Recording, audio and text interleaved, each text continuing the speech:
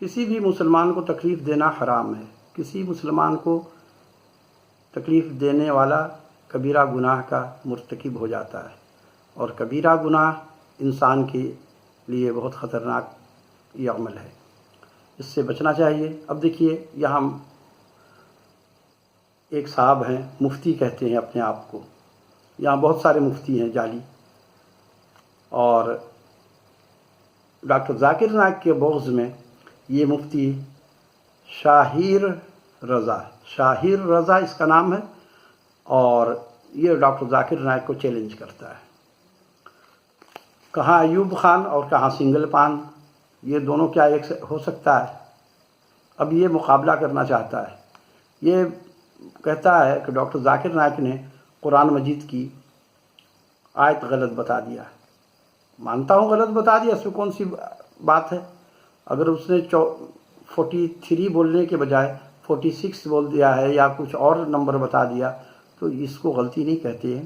یہ تو مسنگ ہو جاتی ہے. کیا ہم نے بتایا کہ بھئی یہ آیت نمبر 72 ہے، 72 ہے، اور وہ 71 میں تھا یا 74 میں تھا، تو اس کو غلطی کیا ہے؟ یہ تو یادداشت کی وجہ ہے. ہاں، اگر وہ بحث کرے کہ نہیں میں کہہ رہا ہوں تو پھر اس کی غلطی مانی جائے گی.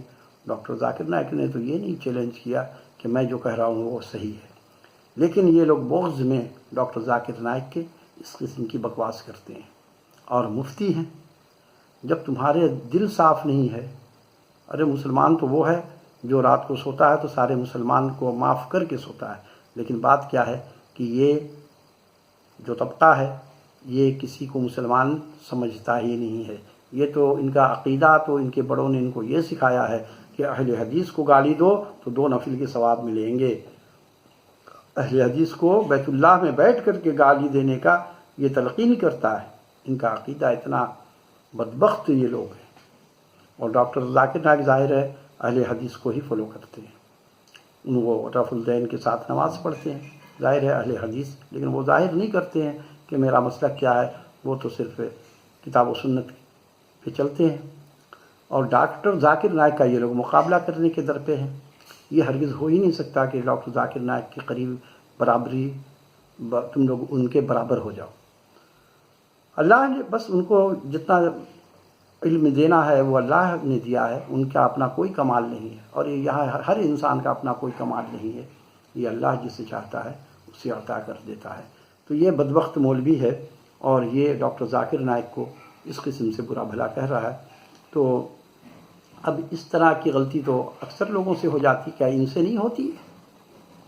میں نے خود کئی مرتبہ ایسے دیکھا ہے مسجد میں بیان کرتے ہوئے امام صاحب نے صحابہ کرام کے نام میں غلطی کر دی ہے.